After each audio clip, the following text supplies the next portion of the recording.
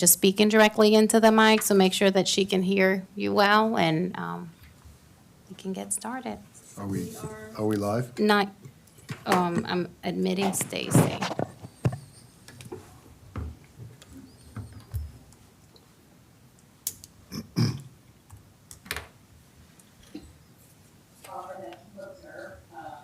For your department as a whole, or since you guys kind of work with holes with them, close my door real quick. Okay.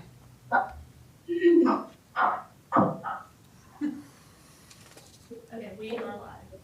All right, it's 2 p.m. Monday, November 20th, 2023. This is a meeting of the Administration Can you guys Committee. hear us okay? Yes, Stacy. The chair is calling the meeting to order.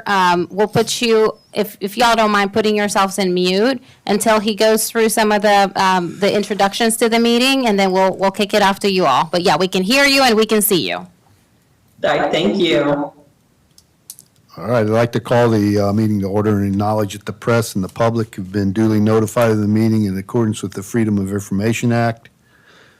The first item, no citizens' comments. There's no citizens' comments. No, sir. Next is approval of previous meeting minutes from October 14th, 2023, of which a copy is attached in the packet. Motion to approve. Second. All right, any changes or to it? All right, all those in favor? Aye. There's no old business. New business, first item is discussion, consideration of wage and compensation study results and recommendations. We do have Evergreen Solutions on the line. I think we've all heard the presentation, so I would just suggest that we open up for any questions that we have as a result of the presentation or the additional information that we had received, if that's okay with the committee. And I guess we are limited to an hour here, right, Desiree, because we're pretty hard closed because we do have interviews, people coming at 3 o'clock. That's correct. Yeah. All right, so I'll just open it up to the committee if they have any questions on the study that Evergreen did on the wage survey. I've got one, Mr. Chair. In regards to the feedback that we solicited from peers, if I understand the chart here correctly, we only had 3, Folly Beach, Edisto Beach, and Somerville, that responded with actual wage information. Is that correct? Stacy and Ally, do y'all want to? And I was just wondering how statistically significant any of I'm this. having a really hard time hearing. It sounds very muffled. They're having. I hear you, Desiree, I just can't hear the other conversations. Would you like to repeat the question, Councilmember Street? Yeah, can you hear me? Can you hear us? I'm not sure she can hear me now. Can you hear me? Stacy, you can't hear any of them. You only hear me. I hear you fine. The other conversation, I can hear a voice back there. It's a little bit like Charlie Brown's teacher. Okay, well, I'll repeat the question. Okay. Could you? Yeah, I was just, I was looking at the chart that was talking about the information that we requested from peers, Yes. and noticed that Folly Beach, Edisto Beach, and Somerville are the only 3 municipalities that actually responded with actual wage information. And I was just wondering how statistically significant or insignificant that would be in the scope of what we are evaluating here. Stacy, the question is, when you look at the list of the peers that we solicited information from, it shows that Folly Beach, Edisto, and a third one were the only ones that provided actual data and not averages. The question is made. The question was made how statistically important that is, or are there any challenges with just utilizing those 3 as a guide? Yeah, for the actual salaries, I think we use those to provide additional information as to how different peers are compensating their employees. But we also use that as just more of an informed decision making. understanding average actual salaries gives us an idea of how you're comparing. But one, there's not enough there to statistically use just average actuals. And then the other thing that we don't get with average actuals is I don't get time in service, I don't get education, I don't get the why behind somebody's making the salary that they are. So it's more of a informed decision-making tool, but not used as a primary data point in order to recommend any updates to salary ranges and schedules. So my question is, what do you use as a primary data Does to that help change? answer that question? The follow-up question is what do you use as a primary source of information to determine the classifications that are, the changes to the classification and the ranges that are being proposed? So we looked at salary ranges provided by 7 or 8 of your other peers that did give us the data for ranges for the different classifications to see how you compared there. And then keep in mind, when we're looking at that from a market perspective and using those classifications, I'm not using title for title match. We're looking at job descriptions and functions, because a title can vary internally in an organization and even greater variation externally. So we're looking at actual functions and matching them up that way. Thank you, Stacy. Okay. No, go ahead, Scott, I'll come back. So on some of these data points, I think you had like one comparison or two comparisons or three comparisons, depending upon the job class. Did those basically vary? So I guess where I'm going is, if you had one comparison point, could it be Folly Beach? And then if you had two comparison points for another position, would it be like Mount Pleasant and Sullivan's Island? So in other words, are the ranges coming from different sources based on the number of data points and who responded? Stacy, I think the question is related to the fact that there are some classifications and some positions that were only compared to maybe one or two peers, and whether or not the two peers that are being used to compare for that classification are equitable. Or are they the same, and they're different peers for different classes, is that? Using just 2 peers worth of data isn't really sufficient to make a decision on. Again, it's information, but it's not enough information to make decisions on. So when I'm looking at Sullivan Island, Bluffton, Beaufort, Charleston, Mount Pleasant, North Charleston, looking at these other peers and the salary ranges that they provided, those were where we had enough data to make some recommendations on updates to your data set. I wish we could talk to her. Makes it a little uncomfortable. Yeah. Can I interrupt for a second? I think that's right. If they were to see her, she's hearing you through the microphone on Zoom and not through the actual. Maybe if we do this. If I unplug this, No.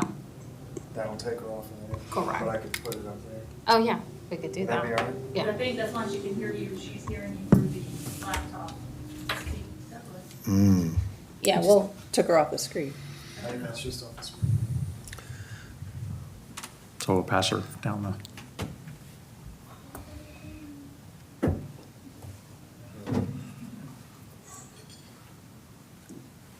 Stacy, can you hear me?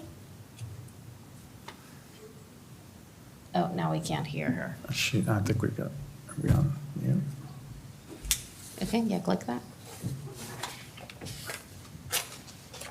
No signal. No, I think we.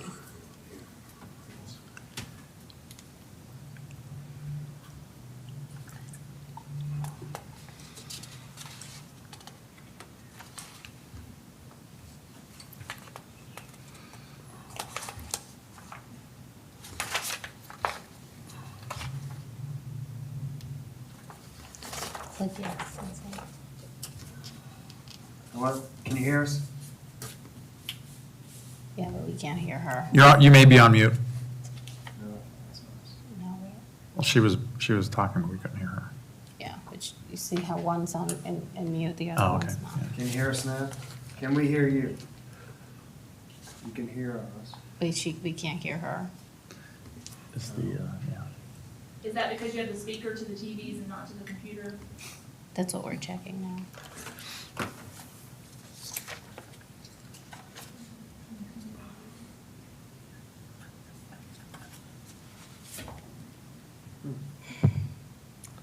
that one says no signal.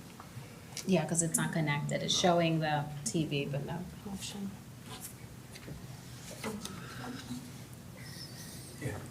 Let me.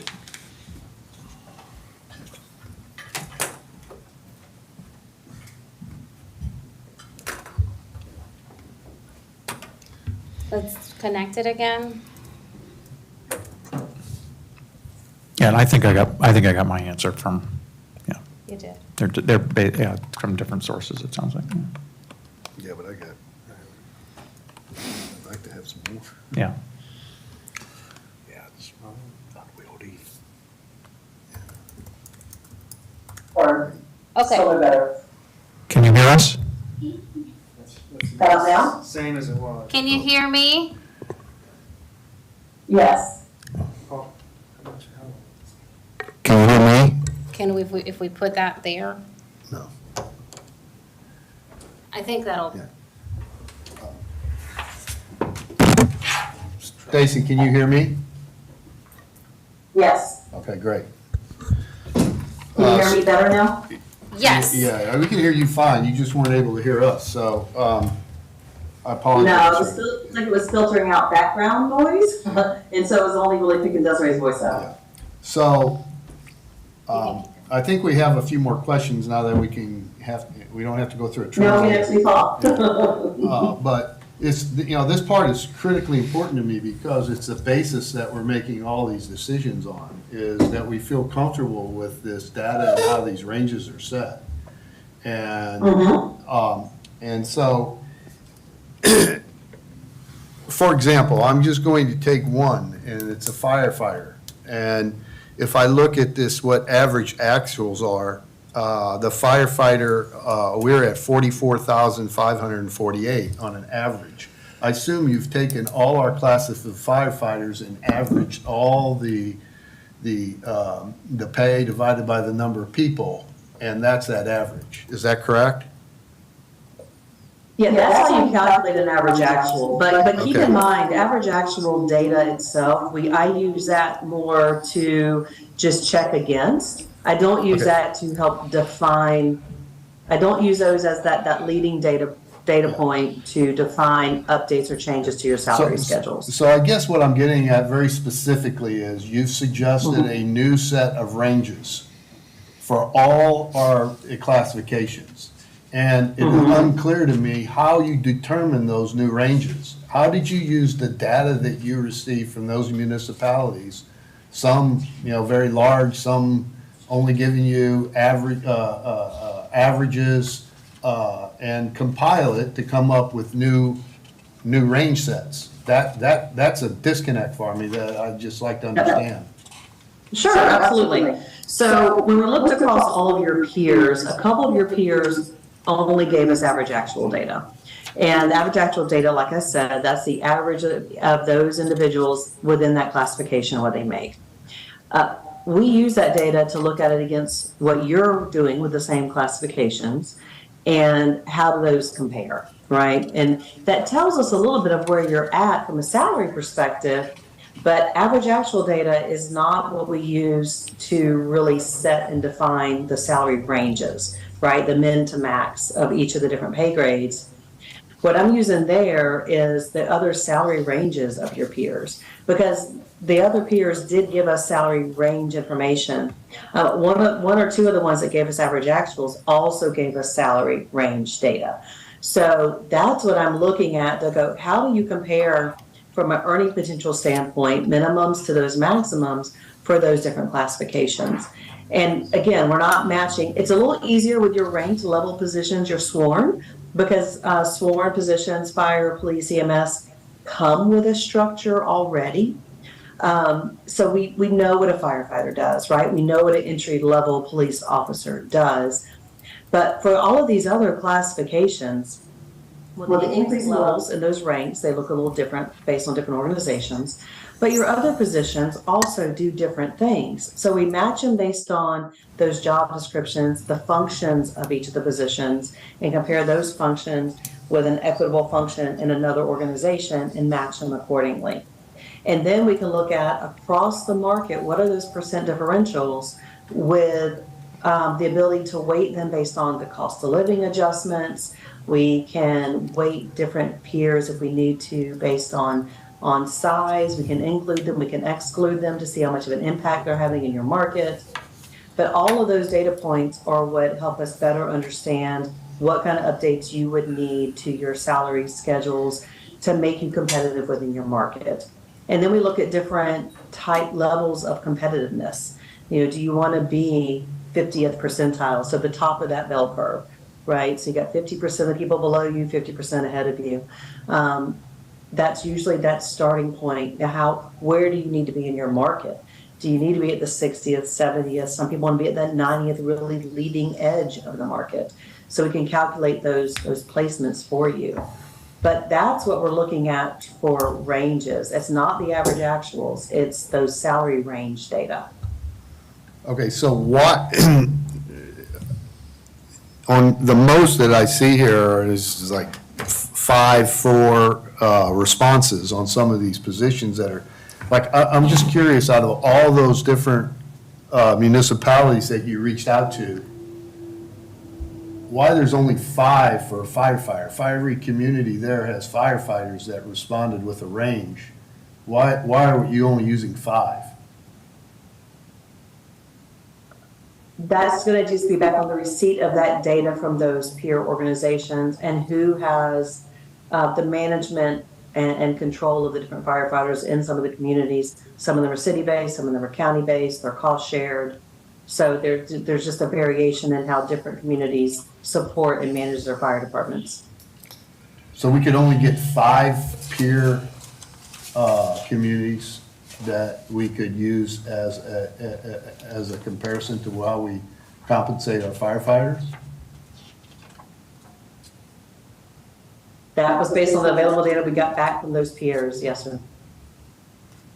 Which is I mean. That's doing public records requests and everything else we could to get that data back. Seems like a very small database for, you know, all the communities that we reached out to, you know, to be able to get that, some pretty basic feedback on a firefighter or a policeman. But at least I understand what you did now. Any other questions? Well, is that pretty normal that you would have that limited amount of feedback when you put out a request like this?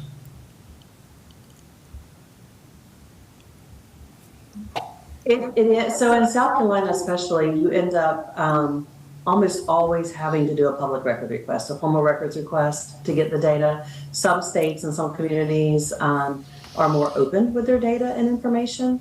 South Carolina also has I guess a state statute that allows for the ability to decline participation if they feel like there's a commercial intent for it. I know one of these peers in LA, I can't remember which one off the top of my head now, we had to turn around and provide justification back to them.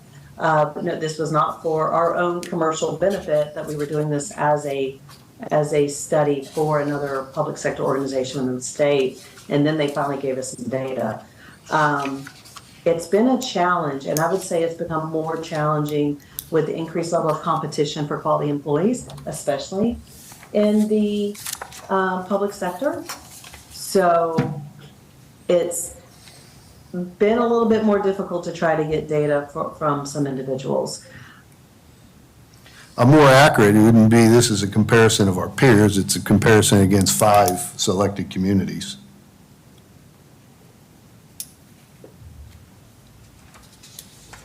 Do you agree with that, or? Yeah. I'm sorry, I missed what you said. I keep talking into here. I said it would be more accurate to say, instead of this is a comparison of our peers, it'd be a comparison of 5 selected communities.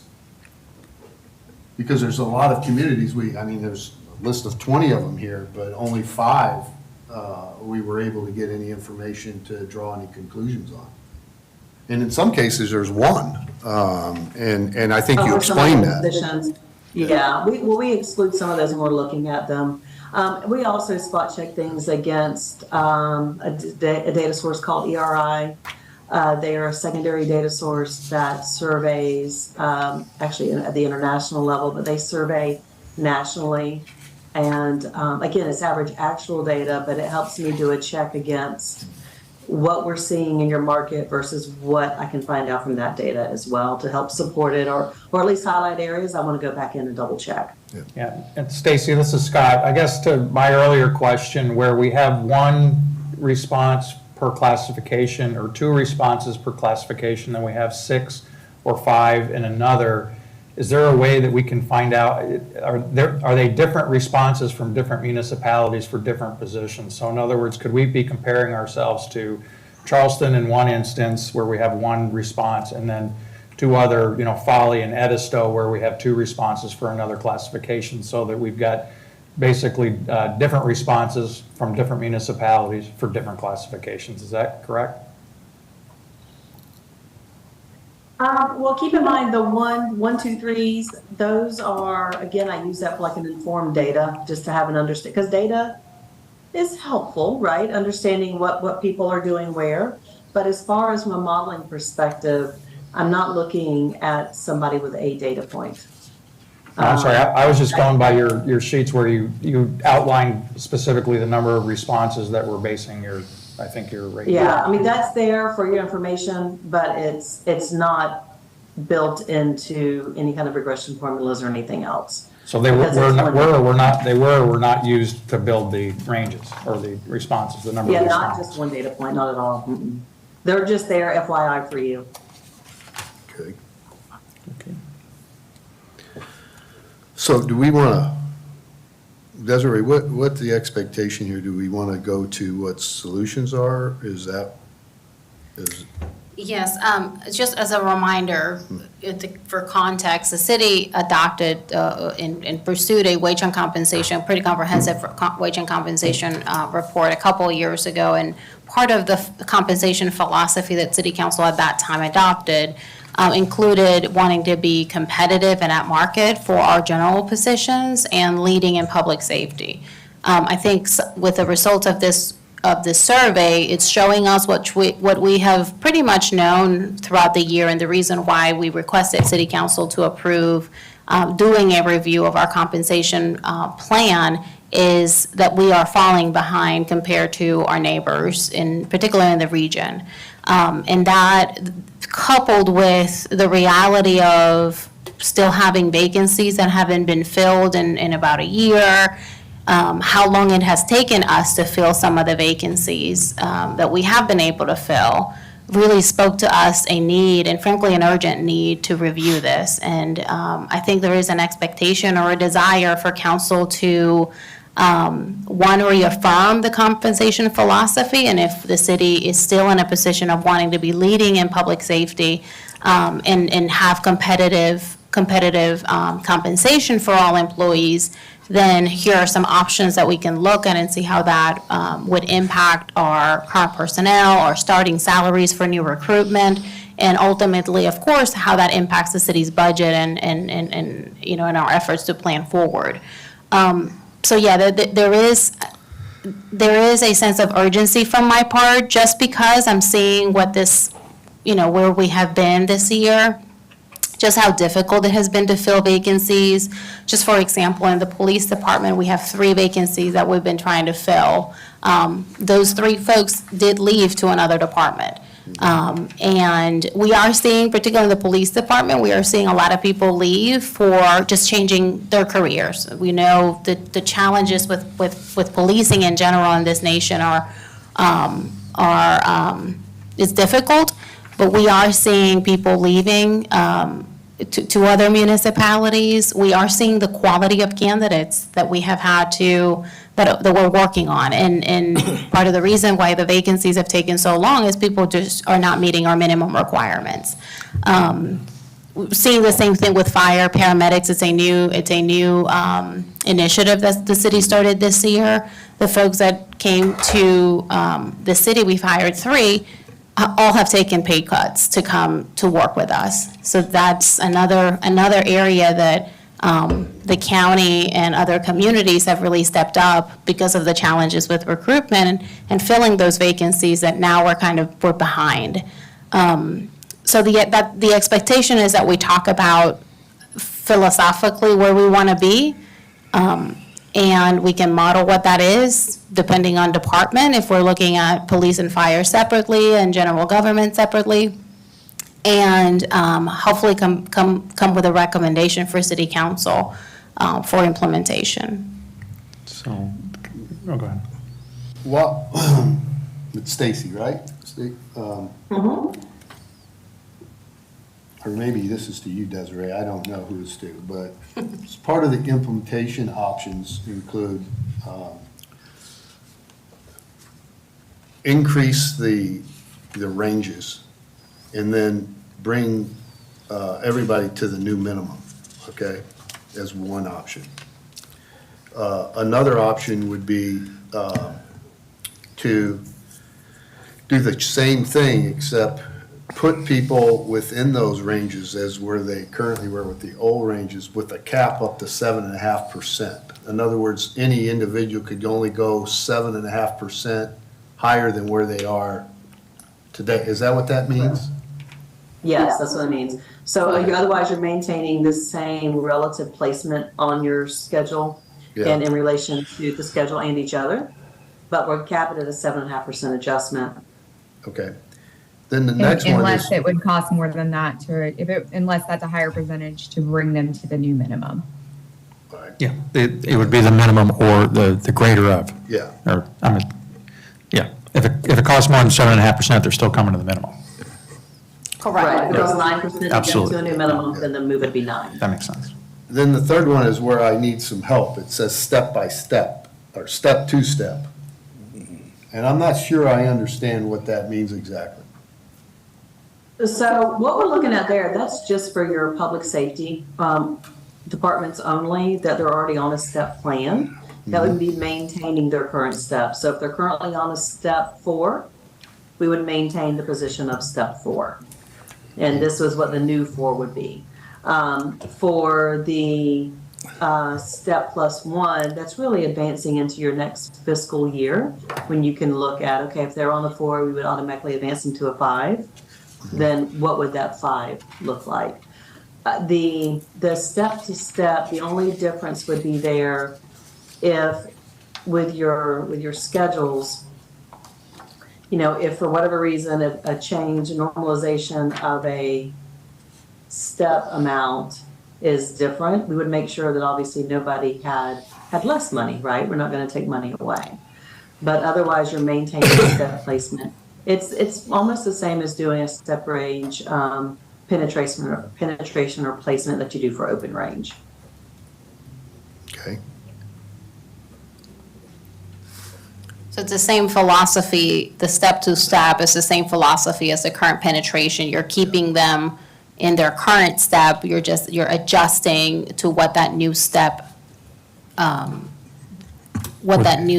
is depending on the classification. Within the new range. Within the And new there- range. And there could be variations to these. In other words, you could say, look, we want to do, bring to the new minimum now, and then further adjustments in the next fiscal year. Absolutely. Or we can do current range penetration capped to 7.5% for this fiscal year, and then the next fiscal year, go the remainder away of getting caught up to the steps. So there's variations, I guess, of options on how we do it. Absolutely.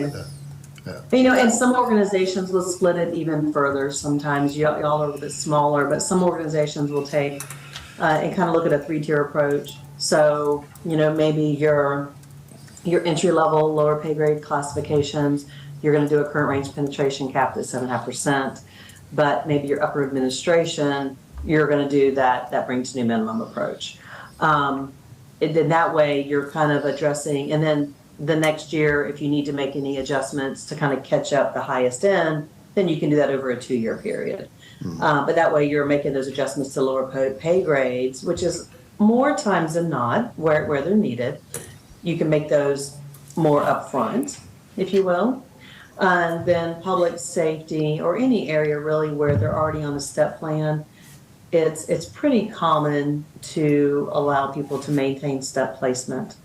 When they're on a step 4, you move them to a step 4. They don't feel like they lost ground that way, because sometimes people get they're, yeah, I somewhat jokingly refer to as emotionally tied to that step, but they are. They feel like that step should reflect their years of service, their commitment, their longevity. And when you don't place them on the same step, sometimes they feel like they lost time, if that makes sense. So those are always different options. You can look at it over a multi-year approach. I have a question, Chair, if I may. Stacy, and I think we've talked, Douglas, we need Power. to plug in the power. One of the things that, I've been spending time talking to folks and understanding kind of what their position is and what their expectations would be when we start looking at the steps. I'm losing you a little bit. Okay, do I need to go there? Probably. Yeah.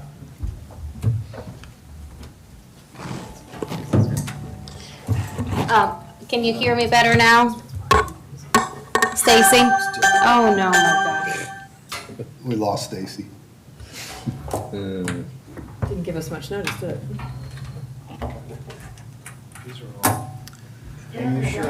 This one's mine, but you can. So maybe while we're waiting for Stacy to come back up, it sounds like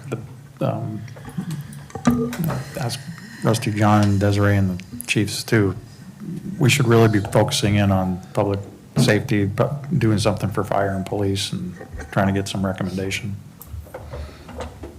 John? Yeah, well, I don't know. I mean, my opinion is that there's a lot of data here that probably needs some, that I think is on an apples and oranges basis. I think one thing that I can get my mind wrapped around, though, is a firefighter is a firefighter and a policeman is a policeman, regardless of the municipality, and try to understand what increases of the range we want and some solution now for them, and schedule another meeting where we have more time to go through public safety and rec, and then administration separately. It'd be my recommendation. Separate public safety from general government? Yeah, I think so. That'd be my recommendation, is to take them almost by department. But right now, I think we'd have to dig in a little bit more to understand this data. There's a lot of data that was provided by you, Desiree, this packet. And it gets fairly detailed, and I'd like more time to break it out than we have here today. And, but I can get comfortable with fire and police. You can get I comfortable? I think I can get comfortable with that. Yeah, it may not be perfect, but it's the data that we have to use, and I think we ought to be able to do something here, yeah. But you had a question, I think she's back up. Yes, Stacy, can you hear me? Yes, I can. Okay, on the step-to-step option, some of what I've heard is that the city for a long time, and still has, as a general practice, when we hire somebody in public safety, for many years, they were hired at a minimum, or maybe a little over the minimum if they had some experience. But for example, if we have a firefighter with us that maybe has had 5 years of experience with the city as a firefighter, but they came in with 17 years of experience as a firefighter in another community, how would you reconcile and place them in the step plan that we have currently? Do we want to, and I'm sure that that's an option, that we want to make adjustments to account for some of that experience that police officer or firefighter or engineer is bringing in from another organization? So you currently have 25 steps, if I remember correctly. Yes. In your current schedule. And I think we maintain that here. That can always be adjusted if you need to. You guys had some changes there recently.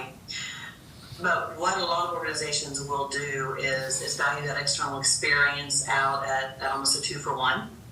So you're valuing that external experience, what they're bringing to the table, but not so much that you put it ahead of the experience gained while you're working there with the city. Because a year with you is not equal to a year somewhere else, right? it should be valued a little bit differently, and also helps you address that compression when you hire on with people that have been there with you and value that longevity. So you'll do that up to a certain amount and you'll cap it.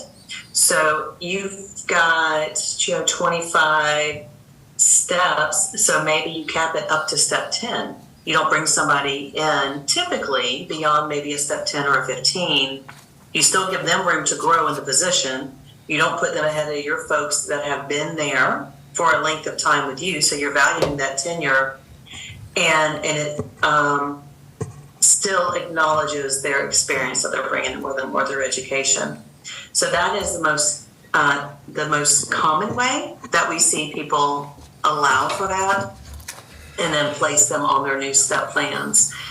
I would take a look at the number of steps you have to make sure where is that right point for you where you would want to put the cap. You guys have got the 25 steps right now. Organizations that have less than that are going to have a smaller cap. Some don't want to bring it beyond a midpoint position, so they cap them there. So that would be from a compensation philosophy standpoint, a conversation we can have with you if you'd like. Do you mind, I'd like to ask the chiefs their opinion on that. If you both come from other organizations, and when you were able to hire from the outside in your organizations at Mount Pleasant and where you came from, Chief, how did you treat prior experience? And if you had somebody at 10 years of service, I'm sure they probably didn't want to be brought in at a entry-level position or entry-level salary. So I'd be very interested in what your thoughts and maybe recommendations would be on something like that.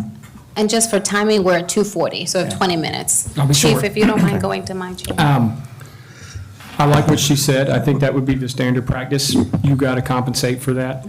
The only downside I see to that now is that some of our current employees were put on the current step scale based on their tenure here and did not receive credit for the years of service they had at other law enforcement agencies. So that would have to be addressed or something. Correct. We've got several in the department now that fall in that category. However, what she mentioned would be our practice with certified officers coming in now is we try to give them Credit. That's just what she said. About half of what they did is what we put them out on the step plan. Okay, thank you. Okay, I'm familiar with the system where if somebody came in from prior experience, for example, in Mount Pleasant, we could bring that employee up to midpoint. So I'm familiar with that. And Mount Pleasant. Correct, absolutely. And to Chief Cornett's point, same thing. We have people who have prior experience, who are currently here, have time and grade.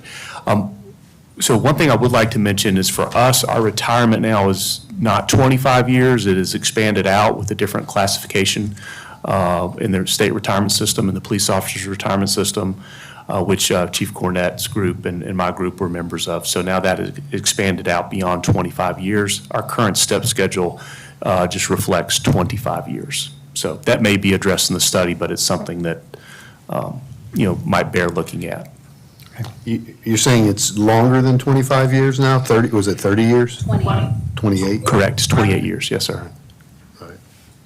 So we should redo the step schedule to reflect the 28 years, right? And that is something, Stacy, I know we've talked about that. Yeah, and we haven't made that adjustment here yet, but that is, I've seen a few organizations do that within South Carolina we've worked with that have extended it to 28. I've also worked with a couple that didn't do that, but what they've done is they've maintained what they had because they liked the progression they had with step. They liked how they were moving people. They didn't want to or couldn't afford to increase ranges, and they didn't want to decrease the step increases. So what they've done is gone to basically a longevity bonus for those last 3 steps.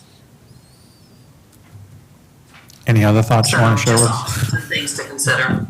And what that would do after year 25, whatever the equivalent would be for the other 3 years, they get as a one-time payment, and it doesn't impact hourly rate. Okay. Well, Is there a general, philosophically, where I am with it is I believe that we should, I have nothing, although there's some issues, I think, with the small database that we have, I think firefighter, like I said, a firefighter is a firefighter, police officer is a police officer. So we got 5 data points that kind of draw a conclusion, and we should increase our pay scales accordingly to above market. But what I would like to do is, my preference would be to take this in a step, do part of it now and part in the next fiscal year, as opposed to doing the whole thing now. I don't know the way to orchestrate that. I don't know if that means, this current range penetration capped at some number and then do the remaining amount next fiscal year. Because just those 2 things alone, if I'm reading this right, is probably $500,000 or so. And it only includes those 2, and we still got to come back and look, I think, and make some adjustments for others. So, and that doesn't include benefits, right, and all the things. I mean, it's probably, $750,000 just for that, for in terms of with fully loaded. And I do think we need to be somewhat budget conscious here and not take it all in 1 year, but realizing the fact that we are behind the peer group, and start to make some adjustments over the next 2 years so we get, again, above in the leading position in the area. That's my opinion. Curious to hear that. So I'm just curious, are you suggesting the 7.5% or the step-to-step or the? I'm open to others that say, how do we get there over a 2-year period? Yeah. Whether it's that or whether it's we do half now, half then, or how we get there. But I would like to kind of do it in a step-by-step as opposed to one full swoop. Mr. Chair, I think philosophically, we all seem to agree that with public safety, we need to act with a sense of urgency on this. I know that I agree with that. Yeah.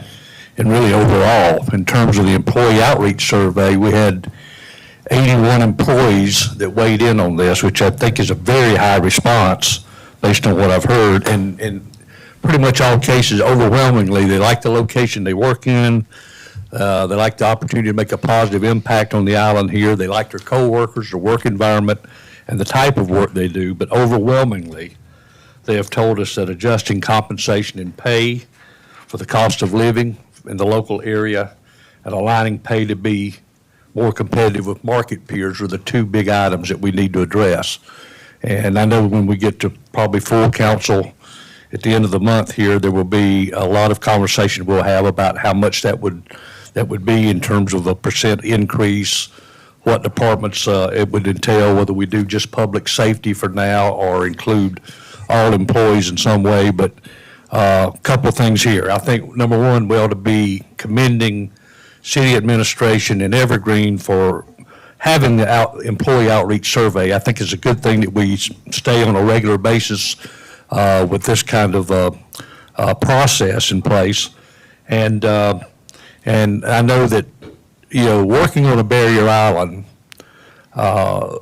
in my prior life in the private sector, we had supermarkets on barrier islands, and we really had a difficult time, not only during the summer months, but all year long, getting good quality employees in place because of the geographics and just the physical characteristics of getting back and forth to work.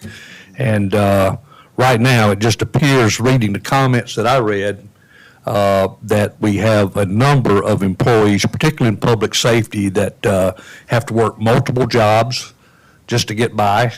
Some of them don't have adequate transportation, and we're having to pull people from as far away as Moncks Corner to fill these positions. So I think it behooves us on this island that we constantly stay on top of this and make those adjustments so that we can be a leader, particularly in public safety, to make sure that we can retain our employees. The cost of turnover, turnover, you can have good turnover.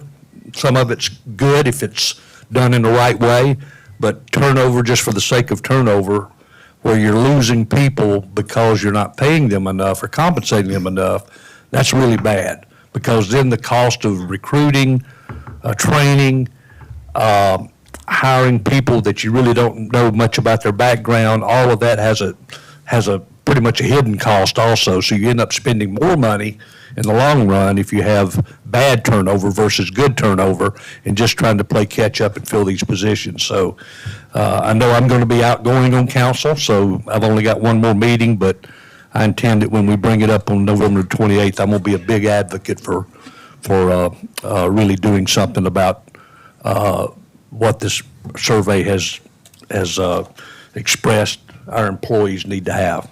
Do you have any thoughts, Rusty, on which, any of these recommendations? No, You'd like not to carry- on, you talking about on a rate adjustment? Yeah. No, not really. I want to noodle on that a little more. We've got a few more days before we get to the council meeting. I think it ought to be healthy, a healthy increase. What that means in terms of rate, I don't want to go on record on that right now. I think we have to have a larger council discussion to determine that and what the appetite for full council is to jump in. And something else to keep in mind when we're looking at just, figuring out what the value of our employees is and why we want to be competitive. It's not only being competitive to market, but also recognize the specialty that we require, particularly with police and fire.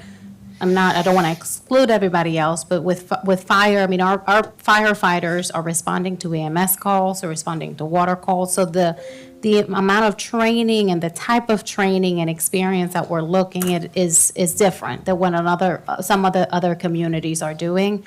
We see both in police and fire, the number of calls increasing year over year. So the volume of work that they are asked to do has gone up.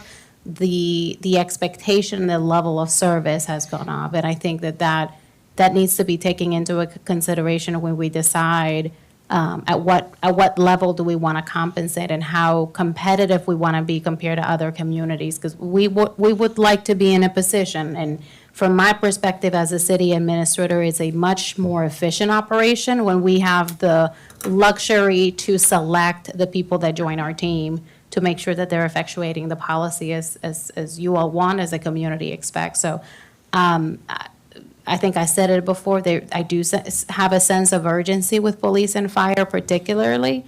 I think we support that. And I think I'm glad to hear that there's support in that and a recognition that I think we need to do something and do something that's bold for our folks. So are we going to make a recommendation out of council, out of this committee to council, or are we just going to entertain it at council, this all over again? It would be, if there is a recommendation that comes out of the committee from a philosophical level, at a minimum, do we want to present to council options that put police and fire first at a leading capacity compared to our peers? And we can work with Evergreen to understand exactly what the numbers of that would be and how aggressive we can be to be that competitive and present what the fully loaded cost would be to council and what the projections would look like. Well, my opinion is that we should do that. We also should come up with some alternatives of what the fully loaded, what that full cost is, and maybe what some option that we do it in January and then again in the next fiscal year in June. We can have, and Stacy, I think you've talked about that before, that other communities have done a multi-year approach. That could be included in an option for you all to look at. And for fire and safety, and I would like to propose that we schedule another meeting with this committee at least to talk, even to not let the remaining items wait till next year in terms of public service in the General government. the general government and the rec center and those other items. We can certainly schedule a meeting for after the Thanksgiving holiday that we can focus then on those three other departments. I do agree. I think there's a sense of urgency with police and fire, but I think we do need to keep top of mind the rest of departments. I think I've shared with you all a turnover rate. And so the same issues and vacancies and challenges with filling vacancies we're seeing pretty dramatically in others as well. And that's America today. That's right. The biggest issue we're facing is labor shortage, regardless of what industry or what parts of the country, so.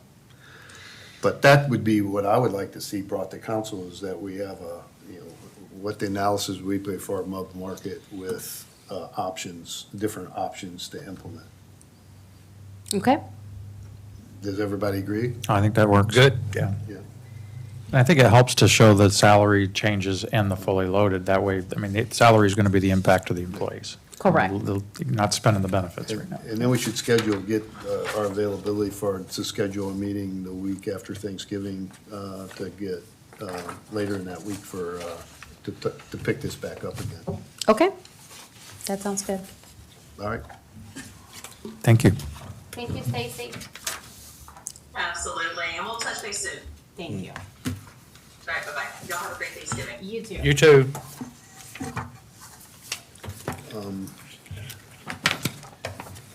The next item is to interview candidates for city boards and commissions. The first, I don't know if the first candidate's here yet. So. You all could Are you just, gonna- y'all are you could gonna have vote. Are you gonna have the department head stay for this? too? No. No. If y'all don't mind, we can do a short recess until Yes. we get settled Yeah, and, let's do that, yeah. and then That's we can great. start it all over. Okay, great. All right?